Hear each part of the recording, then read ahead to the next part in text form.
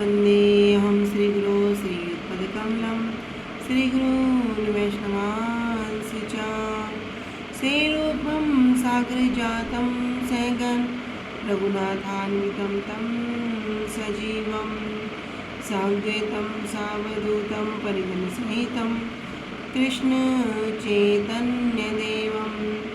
श्रीराधाकृष्णपादान् सहगण ललिता श्रीविशाखान्वितांश्च च गुरुवे गौरचन्द्राय राधिकाय तदालये कृष्णाय कृष्णभक्ताय तद्भक्ताय नमो नमः।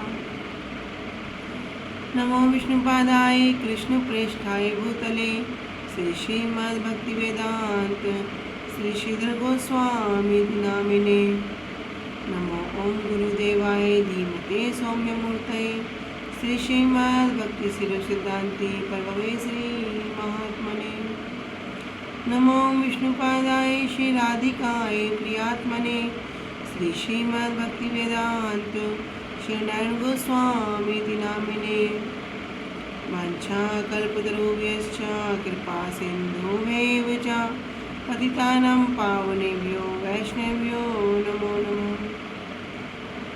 पंचतत्त्वात्मकृष्णं भक्तरूपं स्वरूपकं भक्तावतारं भक्ताख्यं नमामि भक्तशक्तिकं श्रीकृष्ण चैतन्य प्रभु नित्यानंद श्री अद्वैत गदाधर श्रीवासादि गौरभक्तवृंद। हरे कृष्णा कृष्णा कृष्णा हरे हरे, हरे राम राम राम हरे हरे। सप्रथम परम आराध्यतम गुरुपादपद जय विष्णुपादष्टोत्तरशत श्री श्रीमद् भक्ति वेदांत श्री श्रीधर गोस्वामी महाराज जी के श्री अभय चरण सरोज में अनंत कोटि दंडवत प्रणाम ज्ञापित करती हूँ। तदुपरांत मेरे परम गुरुदेव जय नितिल्ला परविष्टो विष्णुपादष्टोत्तरशत श्री श्रीमद् भक्ति श्री रूप सिद्धांति गोस्वामी महाराज जी एवं जय नितिल्ला परविष्टो विष्णुपादष्टोत्तरशत श्री श्रीमद् भक्ति वेदांत श्री नारायण गोस्वामी महाराज जी के श्री अभय चरण सरोज में श्रद्धा पुष्पांजलि अर्पण करते हुए उनसे अहेतु की कृपा की वांछा करती हूँ। ग्रंथकार श्री कृष्णदास कविराज गोस्वामी जी, श्रीमन नित्यानंद प्रभु अखंड गुरु तक श्रीमन महाप्रभु एवं समस्त परिकरों के चरणों में दंडवत प्रणाम ज्ञापित करते हुए उनसे भी अहेतु की कृपा की वांछा करती हूँ। उपस्थित वैष्णवजन भक्तवृंद सभी के चरणों में यथा योग्य दंडवत प्रणाम स्वीकार। सभी को हरे कृष्णा दंडवत प्रणाम।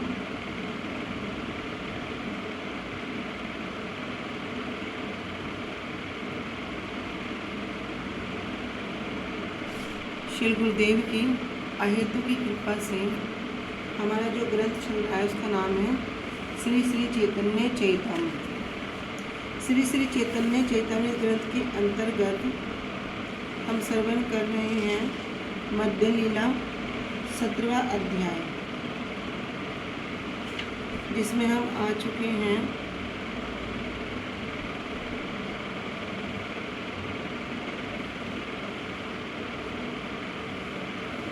प्यार संख्या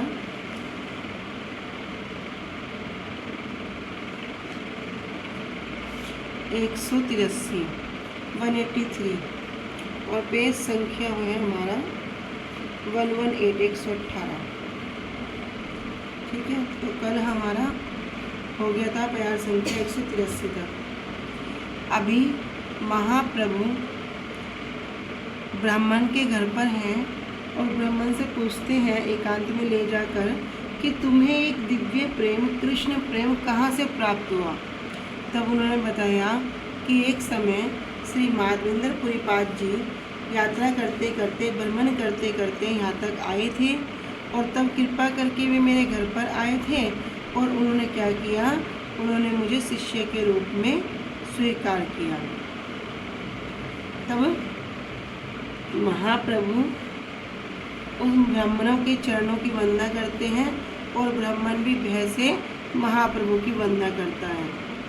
दोनों के साथ में जो इष्टि कोष्ठी का वृत्तांत है वो बहुत सुंदर है कि वे कह रहे हैं कि महाप्रभु कहते हैं कि गुरु होकर कोई शिष्य को प्रणाम करे यह उचित नहीं है, क्योंकि माधवेंद्र पुरीपाद जी क्या हैं, महाप्रभु के गुरुदेव के भी गुरुदेव हैं, अर्थात परम गुरुदेव हैं। तो कहते हैं कि आप तो मेरे गुरु तुल्य हैं और मैं आपके शिष्य के समान हूँ, तो गुरु होकर शिष्य को प्रणाम करना उचित नहीं है। लेकिन ब्राह्मण भी ये बात सुनकर आश्चर्यचकित हो जाते हैं, भयभीत हो जाते हैं और कहते हैं कि आप तो सन्यासी हैं और सन्यासी होकर आप ये किस प्रकार की बात को कह रहे हो। लेकिन जो आपका ये जो कृष्ण प्रेम है, इसको देखकर तो मैं अनुमान लगा रहा हूँ कि आपका भी श्री माधवेंद्र पुरीपाद जी के साथ कोई संबंध है, क्योंकि अगर किसी का माधवेंद्र पुरीपाद जी के साथ संबंध नहीं है तो उसके हृदय में ये प्रेम उदित नहीं हो सकता। प्रेम की बात तो छोड़ दो, इस प्रेम की गंध भी नहीं हो सकती। तब महाप्रभु उस ब्राह्मण के घर में जाते हैं और वहाँ पर बलभद्र भट्टाचार्य जी वहाँ पर भोजन बनाने की तैयारी करते हैं, किंतु महाप्रभु कहते हैं कि मैं आपके हाथ का भोजन स्वीकार करूँगा। तब वह विप्र कहता है कि अगर मैं आपको अपने हाथ से भोजन बना के खिलाऊंगा तो ये तो मेरा बड़ा सौभाग्य होगा, किंतु जो मूर्ख लोग हैं वे क्या करेंगे, वे आपकी निंदा करेंगे जिसको मैं सहन नहीं कर पाऊंगा। तब माधवेंद्र को आगे महाप्रभु कह रहे हैं, प्यार संख्या 184।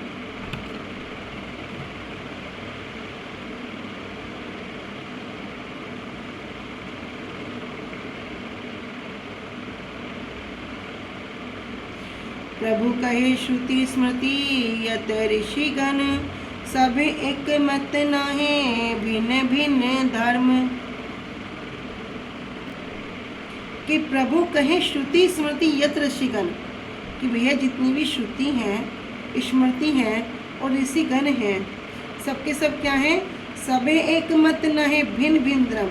सबका एक मत नहीं होता, इसलिए क्या होगा, धर्म के विषय में भी अलग अलग मत है। अलग अलग मत किस प्रकार है, इसको भी श्रवण करेंगे। कोई किस प्रकार देशभक्ति को कहता है कि यही धर्म है, कोई किस प्रकार अपनी कार्य सिद्धि, अपनी इंद्रियों की सिद्धि जिसकी जिस प्रकार से हो जाती है वो उसको ही श्रेष्ठ मानता है।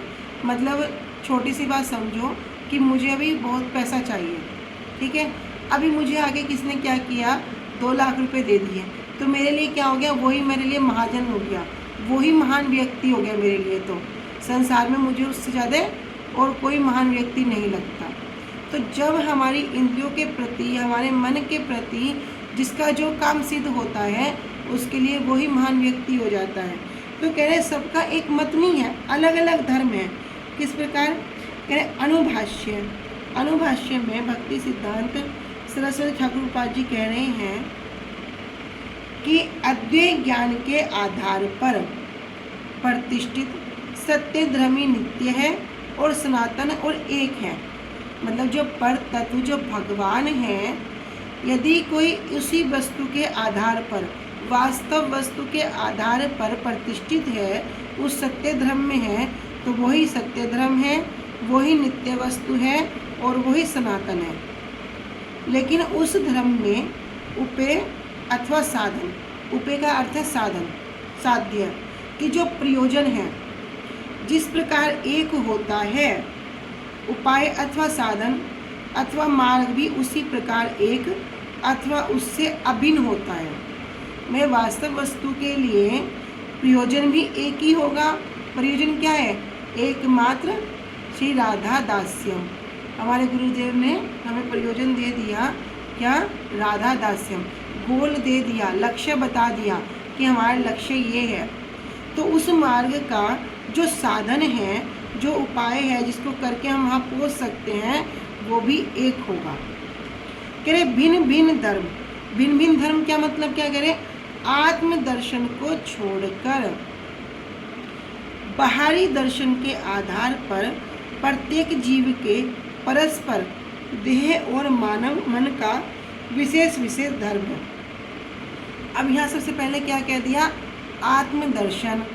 भैया जो अपने आत्मदर्शन को छोड़कर, मतलब आत्मा को नहीं जानना चाहता, अपने स्वरूप को नहीं जानना चाहता कि जीव का वास्तविक स्वरूप क्या है। क्या स्वरूप है? जीवेर स्वरूप है कृष्ण नित्यदास। तो आत्मदर्शन क्या है? जीव का जो स्वरूप है, जो धर्म है, वो तो एक है ना। सब जीवों का वास्तविक स्वरूप एक ही है। किंतु अभी क्या करें? बाहरी दर्शन। बाहरी दर्शन क्या है? बाहरी हो गया उसका शरीर, उसका मन, उसके अनुसार क्या करता है? उसके विशेष विशेष धर्म हैं प्रत्येक ही जीव के। तो जीव का जो वास्तविक स्वरूप है वो क्या है? वह भगवान का नित्य दास होना। सभी जीव का एक ही स्वरूप है, किंतु जब वो जीव माया के आबद्ध हो गया, माया में वशीभूत हो गया, अब उसका धर्म क्या हो गया? भैया मैं ये शरीर हूँ, ये मेरे घर वाले हैं, ये मेरी पत्नी है, ये मेरा पुत्र है, ये मेरा संसार है, ये मेरे रिश्तेदार है। तो उस शरीर के आधार पर, उस मन के आधार पर ये तो मुझे करना पड़ेगा, ये तो मुझे नहीं करेंगे तो समाज में प्रतिष्ठा नहीं होएगी, समाज में प्रसन्नता नहीं मिलेगी, समाज में इज्जत नहीं। तो इस प्रकार की जो भी स्थिति उत्पन्न हो रही है देह और मन के आधार पर, ये सब क्या है? भिन्न भिन्न धर्म। इसके अनुसार सब अलग अलग धर्म स्थापित हो रहे हैं।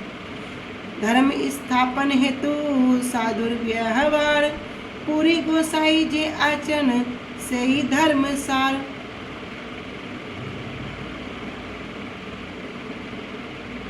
धर्म स्थापन हेतु और धर्म की स्थापना के लिए साधुर व्यवहार, जो साधु हैं, जो भक्त हैं।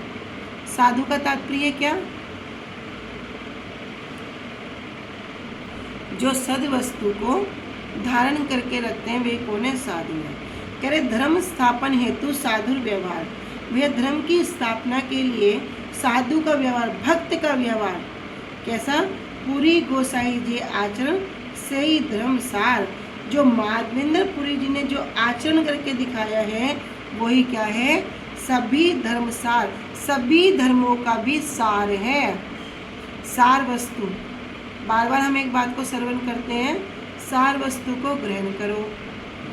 वेदांत का सार क्या होगा? श्रीमद् भागवतम। श्रीमद् भागवतम का भी सार क्या है? अंत में एक 18,000 श्लोक के अंत में एक श्लोक कह दिया, नाम संकीर्तनम यस्य सर्व पाप प्रणाशनम। भैया नाम क्या है? सभी वस्तु का सार है।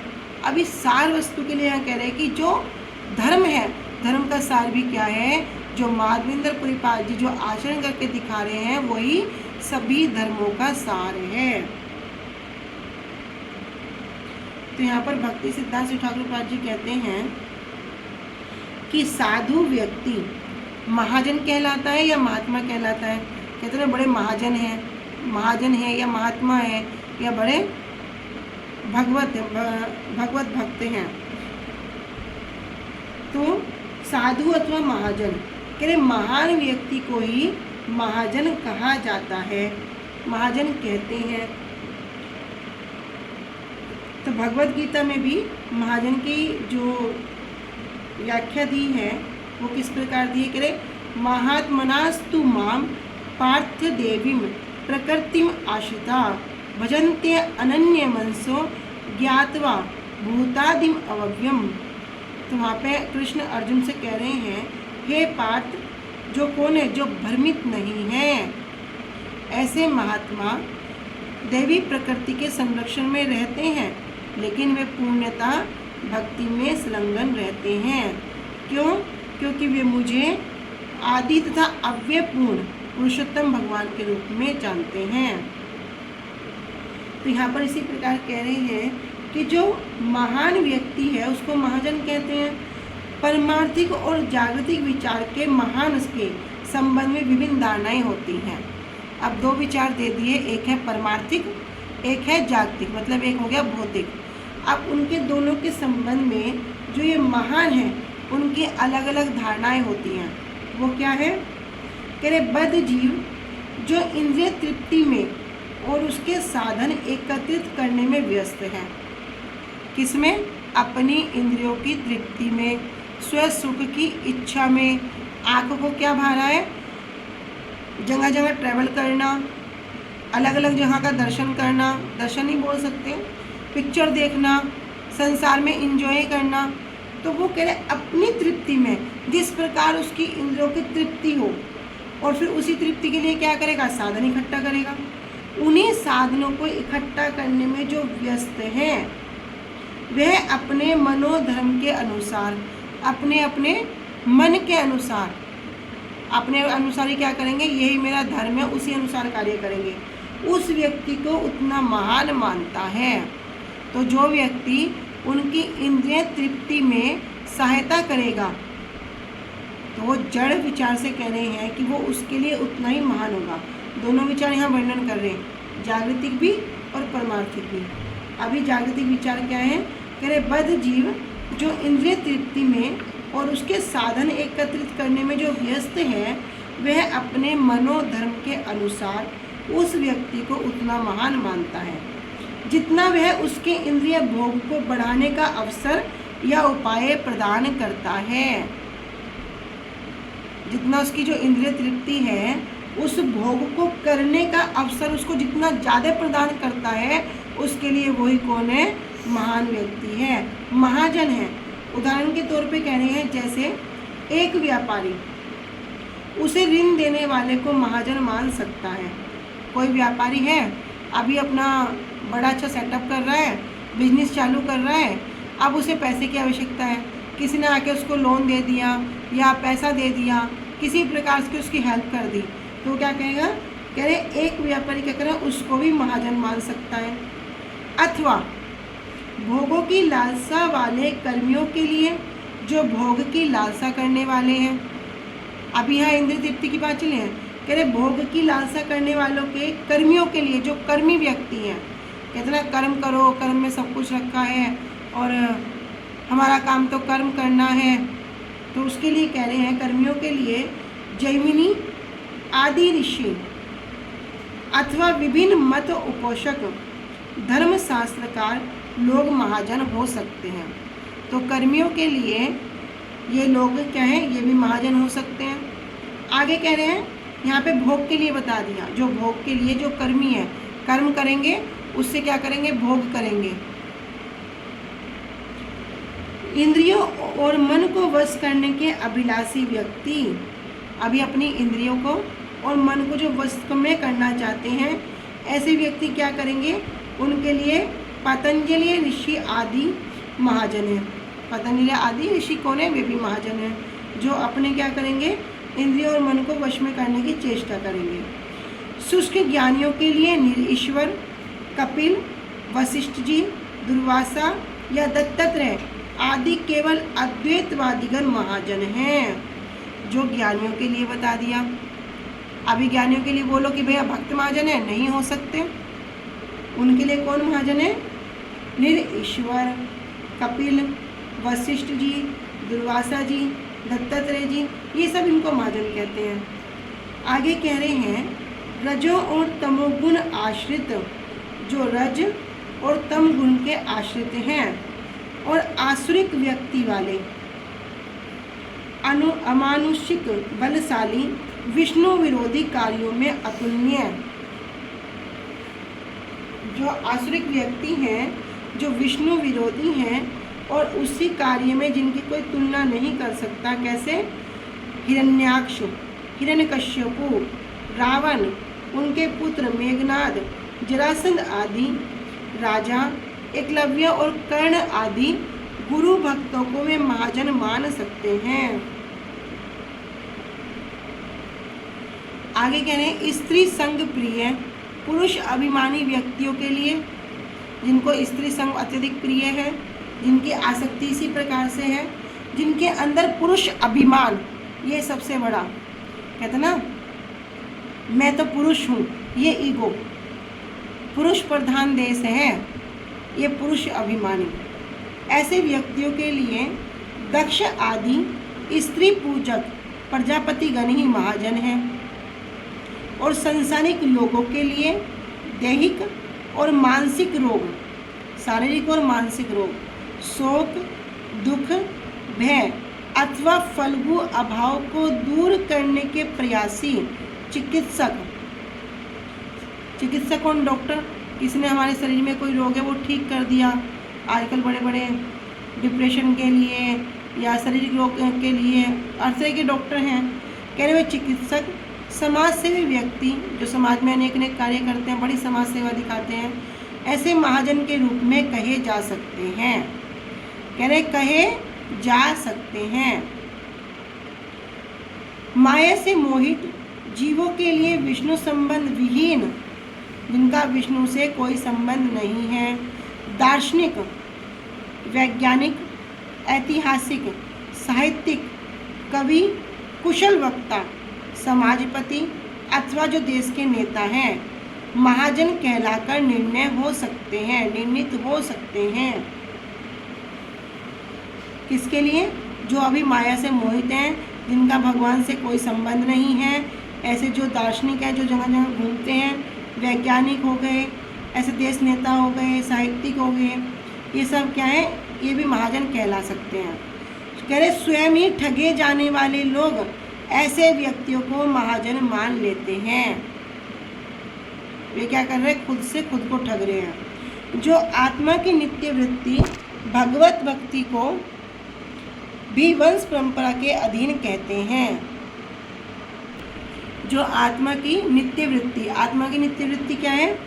भगवान का दास होना। भगवत भक्ति को, भैया भगवान की भक्ति करना, उसको भी क्या कहते हैं? वंश परंपरा के अधीन कहते हैं। नहीं, हमारे परिवार में तो ऐसा नहीं होता, हमारी वंश परंपरा में तो ऐसा नहीं होता।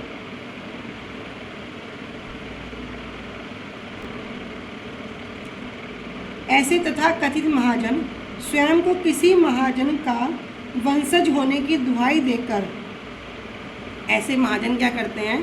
स्वयं को किसी महाजन का वंशज होने की दुहाई देकर भगवत भक्ति अथवा गुरु होने के दावेदार बनकर लोगों को ठगते हैं। ऐसे धन के लोभी लोग गिद्ध के समान हैं। तो ऐसे जितने भी जो धन के लोभी हैं, जो क्या करते हैं? लोगों को ठगते हैं, या लोग भी जो स्वयं ठगे जाते हैं, तो ऐसे लोभी लोग क्या हैं? गिद्ध के समान हैं।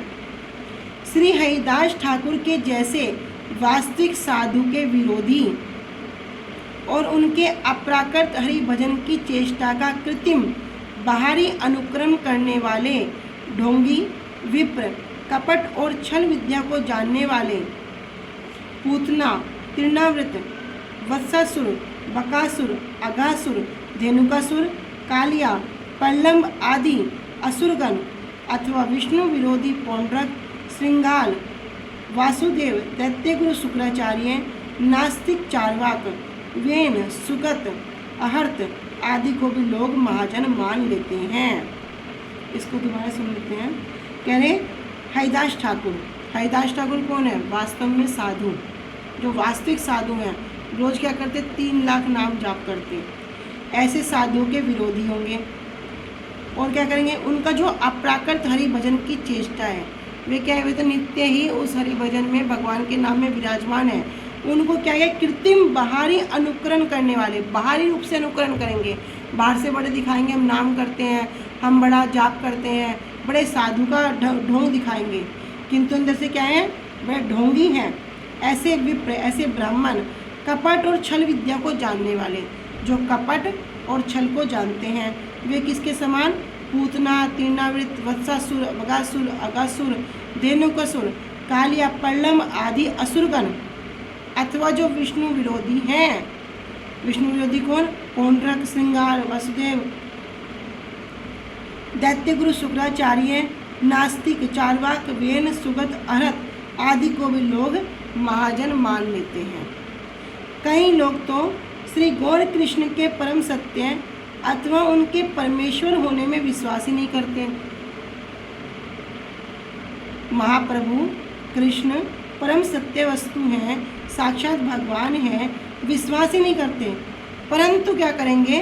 स्वयं को अवतार कहलाने की इच्छा से स्वयं को अवतार कहेंगे। ऐसे ठग लोग उनका अनुकरण करके विष्णु विरोधी, मनोधर्मी, मनोहर वचन प्रयोग करके मूर्ख और दुर्भागे लोगों के द्वारा महाजन के रूप में कल्पित हो सकते हैं।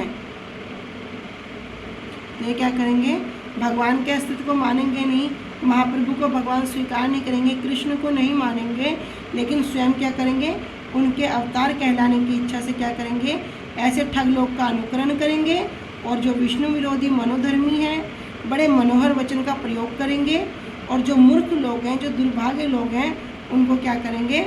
उनको ठगेंगे। फलस्वरूप भगवत भक्ति विहीन व्यक्ति के लिए इस प्रकार, जो भगवत भक्ति से हीन है ऐसे व्यक्ति के लिए इस प्रकार अन्याभिलाषी, कर्मी, शुष्क ज्ञानी, अभक्त योगी अथवा कनक कामनी प्रतिष्ठा के लोभी व्यक्ति, जो जिनको कनक कामनी, प्रतिष्ठा, सोना, स्त्री, पैसा सब कुछ चाहिए, ऐसे लोभी व्यक्ति महाजन के रूप में निर्दिष्ट हो सकते हैं। यह सत्य है। किंतु निरस्तकुहकम सत्यम परम धीमहि, कह रहे जो निरस्तकुहकम, छल रहित, जो परम सत्य है, अथवा जो वास्तव वस्तु को प्रतिपादन, जो वास्तव वस्तु को प्रदान करने वाली है, निर्मत्सर, जिसमें किसी प्रकार का मल नहीं है, वो क्या है? श्रीमद् भागवतम कहलाती है।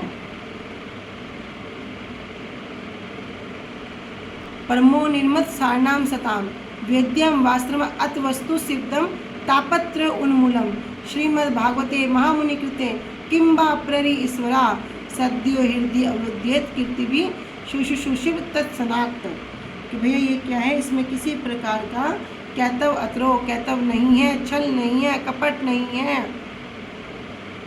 और अगर कोई श्रीमद् भागवतम सुनने की इच्छा मात्र भी करता है तो भगवान सद्यो हृदय अवरुद्येत, उसके हृदय में उसी सन अवरुद्ध हो जाते हैं, तत्सनात, उसी सन अवरुद्ध हो जाते हैं। तो कह रहे जो परम सत्य या वास्तव वस्तु है, जो वास्तव वस्तु को जो प्रतिपादन प्रदान करने वाली है, वो क्या है? श्रीमद् भागवतम है। प्रायेण वेद तद्दिदम न महाजनो अयम देव्या विमोहित मतिर्व्रत माययाल्यम त्रयाम जड़ीकृत मतिर मधु पुष्पितायाम वैतानिके महति कर्मणि युज्यमाना। अर्थात जगत में जो सब कर्मी महाजन के नाम से विख्यात हैं, वे सब धर्म के विषय में बतलाने वाले लोग भगवत भक्ति के माहात्म्य को नहीं जानते। जो भी वे सब धर्म के विषय में बता रहे हैं, वे भी भगवान की भक्ति का जो महिमा है उसको नहीं जानते। उनकी बुद्धि भगवान की त्रिगुणमयी माया के द्वारा विमोहित हो जाती है। त्रिगुणमयी माया रजोगुण, सतोगुण, तमोगुण के द्वारा क्या होती है? वे भी मोहित हो जाती है। इसलिए वे भगवत भक्ति को ग्रहण न करके लौकिक फल को देने वाले बड़े बड़े याग यजो रूपी कर्म कांड में संलग्न रहते हैं। इसलिए वे क्या करते हैं? भगवान की भक्ति को ग्रहण नहीं करेंगे, बड़े बड़े यज्ञ करेंगे, कर्म कांड करेंगे, अनेक अनेक प्रकार कार्य करेंगे, उसमें ही लगे रहेंगे। कह रहे पुष्पिताम, पुष्पिताम वाचम मतलब जो वेदों में जो पुष्पिताम वाचम हो गया फल स्तुति, ऐसा करने से ये फल प्राप्त होगा। बहुत यज्ञ करने से बड़ा सुंदर घर मिल जाएगा, ऐसा करने से तुम्हारी ये विपदा दूर हो जाएगी। ये हो गया पुष्पिताम, कि जो उसकी फल स्तुति है तो उसी के अनुसार वे उन्हीं कार्यों में लगे रहेंगे। इन सब महाजनों की मति ऋग, साम, यजुर्वेद के मधुर प्रतीत होने वाले अर्थवाद वाक्यों में दृढ़ता से लगी रहती है कि इससे क्या अर्थ मिलेगा, इससे क्या वस्तु मिलेगी, इससे क्या प्राप्त होगा। जैसे कि हम सुबह सुबह क्या करते हैं? गुरुवाष्टकम। कितने श्लोक हैं गुरुवाष्टकम में?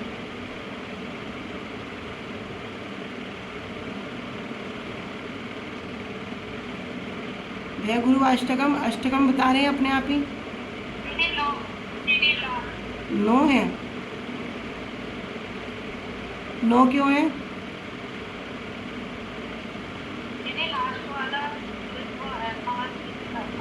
हाँ, क्योंकि 9 श्लोक इसलिए हैं, अर्थ क्या दिया, नाम क्या है, गुरुवाष्टकम अर्थात 8, लेकिन वहाँ जो 9वां श्लोक है वो क्या है, फल स्तुति, कि जो कोई भी इस गुरुवाष्टकम का नित्य प्रतिपाठ करेगा उसको क्या होगा, उसको भगवान के धाम की प्राप्ति हो जाएगी। ब्रह्मे मुहूर्त पठति प्रियंता, जो ब्रह्म मुहूर्त में इसका नित्य पाठ करेगा वे फल स्तुति। तो यहाँ पे भी कह रहे हैं कि ये क्या करते हैं, जो सब वेद हैं, वेदों के जो मधुर प्रतीत होने वाले जो अर्थवाद हैं उनके वाक्यों में दृढ़ता से इनकी बुद्धि क्या होगी, उसमें ही लगी रहेगी। ऐसा करेंगे तो ये मिलेगा, वहाँ पे ऐसा बताया वर्णन तो हमें ये करना पड़ेगा, उसी प्रकार लगी रहेगी।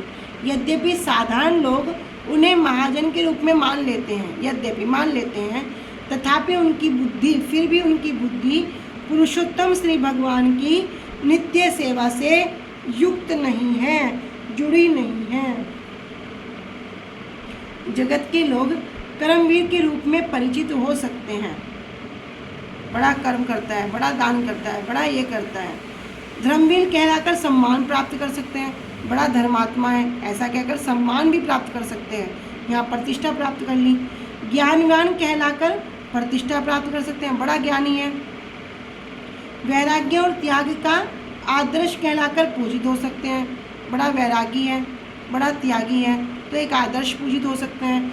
किंतु श्रीमद् भागवतम कहती है, नेह यत् कर्म धर्माए ना विरागाए कल्पते ना तीर्थ पाद सेवाए जीवन ना पिमृतो ही सा, कि भैया इस जगत में जो कर्मवीर हैं, जो धर्म के लिए कर्म ना करें, जो कर्म तो कर रहा है किंतु जो धर्म के लिए कर्म ना करे, जो त्यागवीर है, जो त्याग तो कर रहा है किंतु श्री विष्णु की प्रीति के लिए वो भोग का त्याग ना करे, वे व्यक्ति जीवित होते हुए भी मृत हैं। जैसे कहीं कहीं हम वर्णन सुनते हैं तो हमें पता है वो कितने बड़े त्यागी हैं, कपड़ा भी नहीं पहनते, इस प्रकार भरी ठंड हो इस प्रकार त्याग कर रखा है, इस प्रकार वे अपने शरीर को पूरा का पूरा मतलब कठिन तपस्या से गुजार रहे हैं, अपने जो बाल हैं उनको भी हाथ से नोच नोच के करते हैं, बड़े त्यागी हैं। तो वे त्यागी तो हैं, कह रहे कि लेकिन जो त्याग है, अगर वो त्याग भगवान विष्णु की प्रीति के लिए उसको त्याग ना करे तो वे व्यक्ति क्या है, जीवित होते हुए भी मृत हैं। कौन कह रही है, श्रीमद् भागवतम वर्णन कर रहे हैं। वे व्यक्ति जीवित होते हुए मृत हैं, वास्तव में श्री हरि की संतुष्टि का नाम ही सेवा है।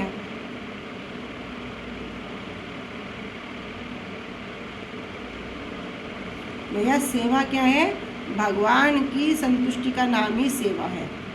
अपनी इंद्रिय तृप्ति की जब तक वासना में लगे हैं, जब तक स्वसुख की कामना है, तब तक वहाँ भक्ति नहीं है, वहाँ भक्ति नहीं हो सकती।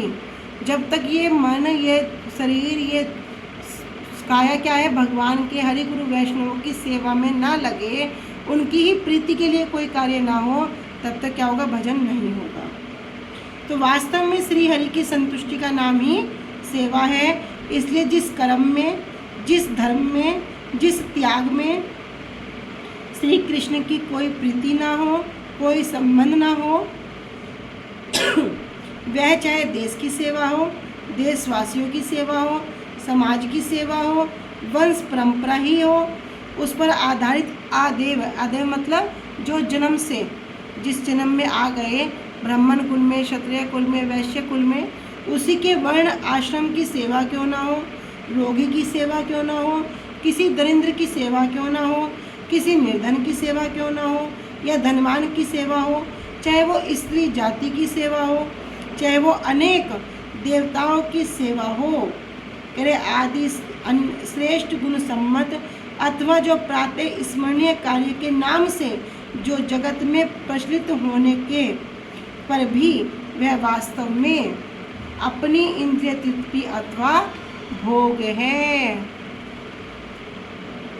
क्या कह रहे हैं कि जिस कर्म में और जिस धर्म में, जिस त्याग में श्री कृष्ण की कोई पृथ्वी अथवा संबंध नहीं है, वो सब क्या है, वो दिखने में कितना भी श्रेष्ठ लगे, लेकिन वास्तव में अपनी इंद्रिय तृप्ति अथवा भोग है। और ये जगत का दुर्भाग्य ही है कि लोगों का इंद्रिय भोगों में प्रवृत्त करने वाले वक्ता, किसमें? अपनी इंद्रियों के प्रति भोग करने में जो प्रवृत्त करने वाले, उनको बढ़ाने वाले जो वक्ता हैं, जो प्रचारक हैं, वो शास्त्रकार ही महाजन के रूप में विख्यात हैं। जो जीव प्राकृत बुद्धि से युक्त है, अभी प्राकृत बुद्धि, प्राकृत क्या होगी? जड़, जो नित्य नहीं है, जो शाश्वत नहीं है, जो जड़ है, बाह्य जगत के ही दर्शन करने वाले हैं। तो वे क्या करेंगे? अभी उन्हें आत्मा का स्वरूप का पता ही नहीं है, अभी उन्हें यही नहीं पता कि मैं आत्मा हूँ, मैं ये शरीर नहीं हूँ। तो जो मैं और मेरा की जो युक्ति लगाते हैं, मैं ये शरीर हूँ और इससे संबंधित जितने भी वस्तु हैं सब मेरा है, ऐसे बाह्य जगत के ही दर्शन करने वाले हैं, इंद्रियों के दास और भव रोग से ग्रस्त हैं। तो वे क्या है? अपनी इंद्रियों के दास हैं। और भव रोग तो हम सबको हुआ है, किंतु अभी हमें इस भव रोग का पता नहीं चल रहा कि हम भी किसी भव रोग से पीड़ित हैं। लेकिन जिस पल, जिस दिन गुरुवर्गों की वाणी ये इतना ज़्यादा हृदय में उतर गई, फिर ये संसार क्या लगने लगेगा? ये संसार ताप देने वाला लगने लगेगा। सच में वो जो जलन है, जिस प्रकार श्री विश्वनाथ चक्रवर्तीपाद जी कह रहे हैं, संसार दावानल, संसार क्या है? दावानल है। उसकी तुलना किससे कर रहे? दावानल से। दावानल तो भैया जंगल में लगी हुई आग होगी, और जब जहाँ आग लगेगी वहाँ कोई भी जले बिना कैसे रहेगा? लेकिन आश्रय इस बात का है कि वो तपन हमें, वो जलन हमें महसूस नहीं हो रही। तो जिस दिन ये जलन हमें पता लग जाए, नहीं भाई हम तो बड़ी ख़राब जगह आ गए हैं, यहाँ तो हम हर पल जल रहे हैं, हमें बिल्कुल भी सुख का अनुभव नहीं हो रहा है, किस प्रकार हम इस जलन को छोड़कर यहाँ से बाहर निकलें, तब क्या होगा? ये भव रोग पता चलेगा। और जब इस किसी को रोग पता चल गया, वो क्या करेगा? वो रोगी क्या करेगा? वहाँ से निकलने का, उस रोग से छुटकारा पाने का प्रयास करेगा। तब उसकी औषधि भी दी है गुरुवर्गों ने, कृपा करके उसकी औषधि दे दी। क्या? ये भगवान का नाम। कि भैया औषधि क्या है? ये नाम जितनी मात्रा में ग्रहण करोगे, ये टैबलेट जितनी मात्रा में इसको सेवन करोगे, कोई लिमिट नहीं है, कोई लिमिट नहीं रखी। कह रहे जितना पान कर सकते हो करो, लेकिन विधि बताई तो कुछ निषेध भी दे दिए। डॉक्टर ने क्या किया? डिस्क्रिप्शन लिखा, उसमें ये लेना है और ये छोड़ना है, बस इतना कर लिया। तो जितना जितना नाम करेंगे उतना उतना क्या होगा? उस जलन से, उस अग्नि से हमारी रक्षा होगी और धीरे धीरे इस भवसागर को पार करेंगे। तो कह रहे सबको ये रोग हुआ है। वे क्या है? इंद्रियों के दास हैं और भव रोग से ग्रस्त हैं। वे अपनी विकृत बुद्धि के द्वारा वास्तविक महाजन को समझ अथवा पहचान नहीं पाते। विकृत बुद्धि, जो बुद्धि कैसी है? अभी बदल गई है, जिस पे क्या हो गया? जो वास्तविक बुद्धि में अभी अपनी वास्तविक परिचय में नहीं है, विकृत हो चुकी है। ऐसी बुद्धि के द्वारा जो वास्तव में जो महाजन हैं उनको ना समझ पाते और ना पहचान पाते, क्योंकि उनकी बुद्धि सदा ही भ्रम, प्रमाद आदि 4 दोषों से दूषित है। क्या है वे 4 दोष? यहाँ 2 के नाम दे दिए, 2 नाम बताओ, कौन बताएगा?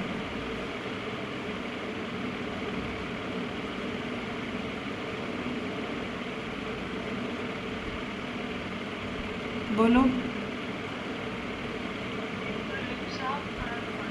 हाँ, भ्रम, प्रमाद, विप्लिप्सा, करना पाटव, ये 4 दोष हैं। कह रहे 4 दोष में उनकी बुद्धि कैसी है? अभी दूषित है।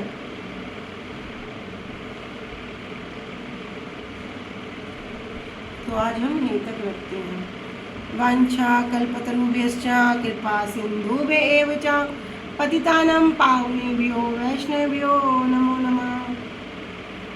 श्री गुरुदेव की जय। अनंत कोटि वैष्णव वृंद की जय। निताई गौर प्रेमानंदे। हरि हरि बोल। हरे कृष्णा, सभी को दंडवत प्रणाम।